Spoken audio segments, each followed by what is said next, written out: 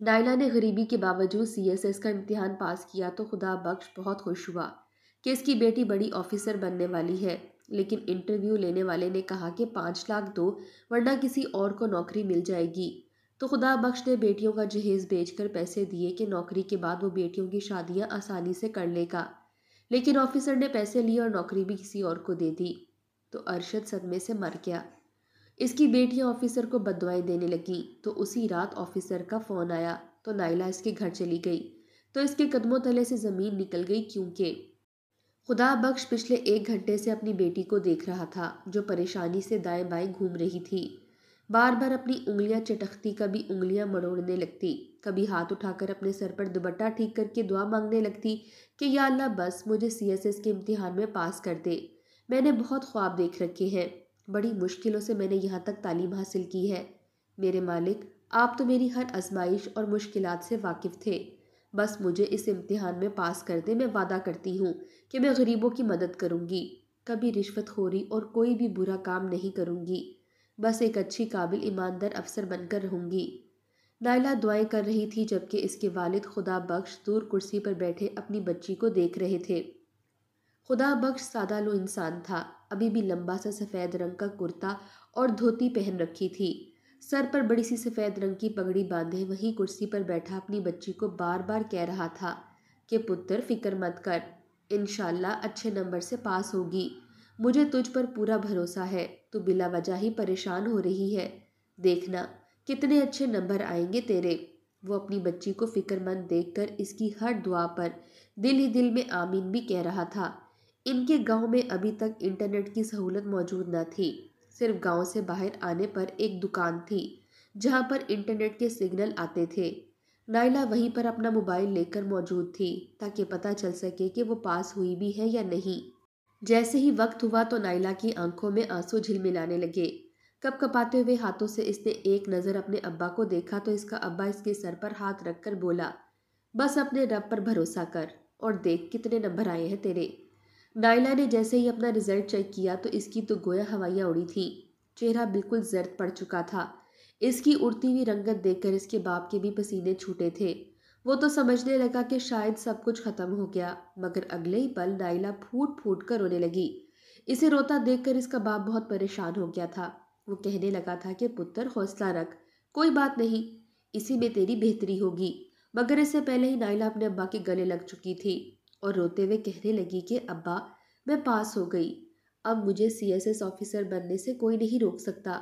جبکہ خدا بخش کو تو لگا جیسے اس کا دل سینے میں ہی تھم سا چکا ہے، اس کی آنکھوں میں بھی آنسو آ چکے تھے۔ دکان کا مالک اور کچھ لوگ جو خدا بخش اور اس کی بچی کو جانتے تھے حیرت سے ان دونوں کو دیکھ رہے تھے۔ جب انہیں پتہ چلا کہ نائلہ بڑی افسر بننے والی ہے تو ان کی آنکھیں حیرت سے پھیلی تھیں، بڑی ہی رشک والی نظروں سے خدا بخش اور اس کی بچی کو دیکھنے لگے تھے۔ کہنے لگے کہ بڑی بات ہے خدا بخش، تو نے اپنی بچی کو پڑھا کر بڑا افسر تک بنا دیا ہے۔ ارے ایک ہمارے نکھٹو بیٹے ہیں جنہوں نے اسکولوں میں 10ویں جماعت تک بھی تعلیم حاصل نہیں کی، اور کوئی میکینک بن رہا ہے تو کوئی کھیتی باڑی سیکھ رہا ہے، کوئی جا کر اینٹوں کے بھٹوں پر مزدوری کر رہا ہے۔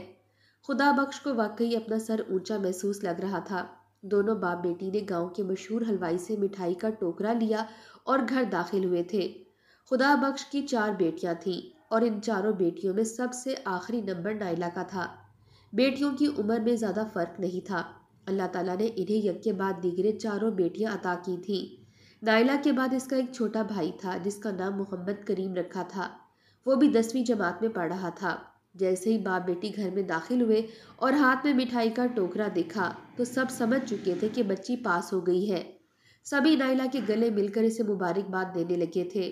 اماں نے تو فوراً چاول صاف کر کے گوشت بھوننا شروع کر دیا، نائلہ کے لیے بریانی چڑھانے لگی تھی، جبکہ باقی بہنیں تو حسین خواب دیکھنے لگیں کہ اب ہمارے برے دن ٹل جائیں گے، ہم امیر ہو جائیں گے اور ہر طرح کی آزادی ہمارے پاس ہوگی۔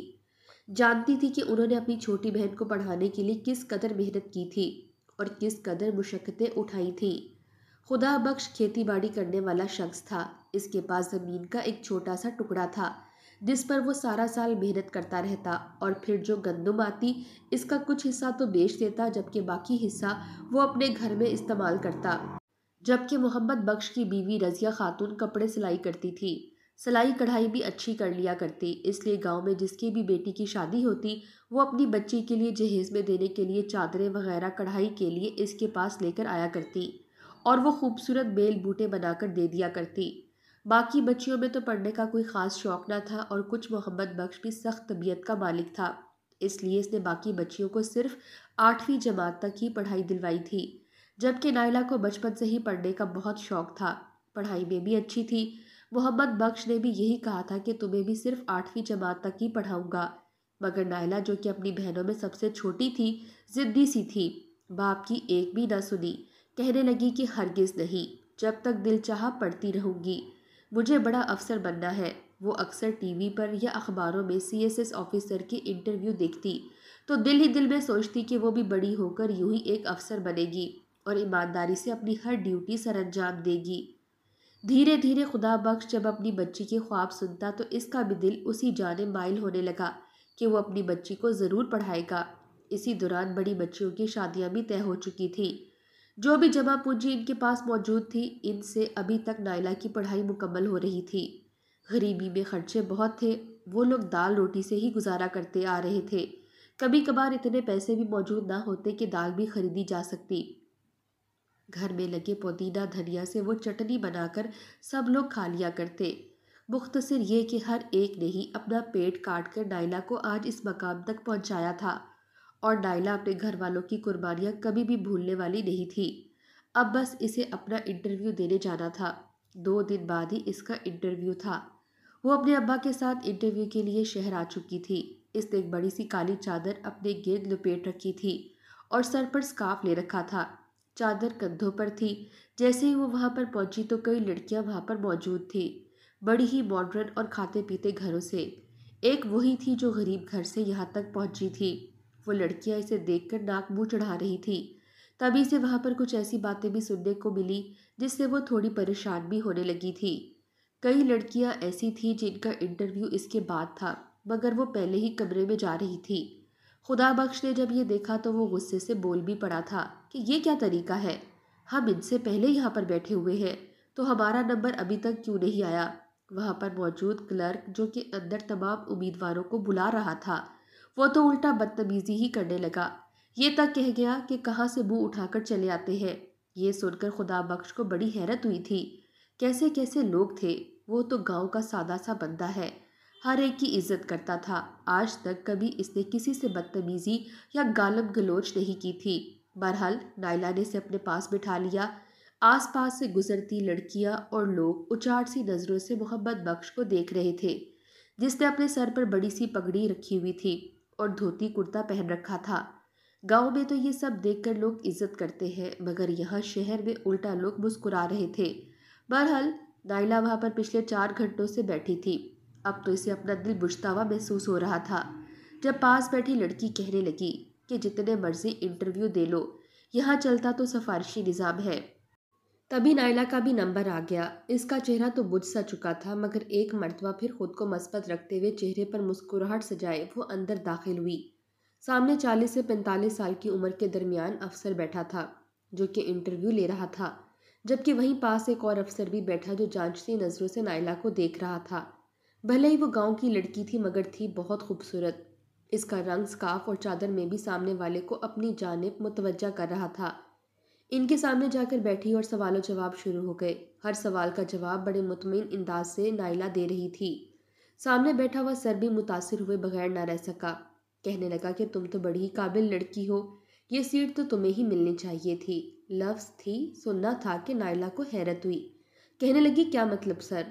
سر دنیا بھر کی بیزاری چہرے پر سجا کر کہنے لگے کہ دراصل ہمیں اوپر سے آرڈر آیا ہے کہ فلاں لڑکی کو ہی یہ سیٹ دینی ہے، اب اگر ہم نے ان کا آرڈر نہ مانا تو مسئلہ ہو سکتا ہے۔ اور یہ سن کر تو نائلہ کا رنگ فک ہوا تھا، اسے لگا جیسے اس کے باپ کی ساری محنت ضائع ہو جائے گی، اس کی آنکھوں میں آنسو جھلملانے لگے تھے۔ تو سر فوراً اسے چپ کروانے لگا، ٹیشو نکال کر سے دیتے ہوئے بولا کہ نہیں نہیں مس، آپ کو رونے کی بالکل بھی ضرورت نہیں ہے، اگر آپ 5 لاکھ روپے ہمیں دیتی ہیں تو ہم سینئر کو کسی نہ کسی طرح بہلا کر اسے بتا دیں گے کہ ڈاکومنٹس میں رد و بدل ہونے کی وجہ سے یہ غلطی ہو گئی ہے۔ یہ سن کر نائلہ پریشان ہو چکی تھی، اسے تو لگا تھا کہ جیسے اس کا خواب چکنا چور ہو گیا تھا۔ مگر افسر کی بات سن کر اس کے چہرے پر رونق آئی تھی۔ کہنے لگی کہ 5 لاکھ روپے میں آپ کو لا کر دے دوں گی، لیکن پلیز میں سیٹ کی اگر مستحق ہوں تو یہ مجھے ہی ملنی چاہیے۔ اب افسر اسے یقین دلانے لگا کہ ہاں، بس 5 لاکھ روپے ہمارے ہاتھ پر رکھنے پڑیں گے۔ تم غریب گھر کی لڑکی ہو، اس لیے مجھے امید ہے کہ تم اتنا تو کر ہی لوگی، ورنہ وہ لوگ تو 10-10 15 لاکھ بھی مانگ لیتے ہیں۔ نائلہ وہاں سے اٹھی اور باہر نکل آئی۔ افسر نے اسے پورا یقین دلایا تھا کہ اگر وہ لے آئے گی تو یہ سیٹ اس کی تھی۔ نائلہ کا چہرہ دیکھ کر خدا بخش تھوڑا پریشان سا ہوا تھا۔ کہنے لگا کہ کیا بات ہے بیٹی، کیا اچھے سے سوالوں کے جواب نہیں دیے؟ یہ سن کر نائلہ تھوڑی چپ سی ہو گئی۔ پھر جب اپنے ابا کو بتایا کہ انہوں نے 5 لاکھ روپے مانگے ہیں تو خدا بخش پریشان ہو چکا تھا۔ یہ تو آخری پڑاؤ تھا، اس پڑاؤ میں بھلا وہ اب اتنی آسانی سے ہار کیسے مان سکتے تھے؟ خدا بخش کے پاس تو اتنے پیسے اس وقت موجود نہیں تھے، جو جمع پونجی تھی وہ 50 سے 60 ہزار روپے تک تھی۔ دونوں ہی پریشان حال گھر آئے تو ان کو پریشان دیکھ کر سب کے چہرے بھی بجھ چکے تھے۔ نائلہ نے جب اپنی ماں اور بہنوں کو بتایا کہ وہ 5 لاکھ روپے کی رشوت مانگ رہے ہیں تو اس کی ماں سینے پر ہاتھ رکھ چکی تھی۔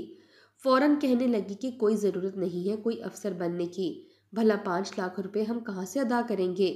میں تو کہتی ہوں کہ بس جو ہوا سو ہوا، اب گھر کی چولہا چوکی سنبھالو، یہی تمہارے مقدر میں ہوگا۔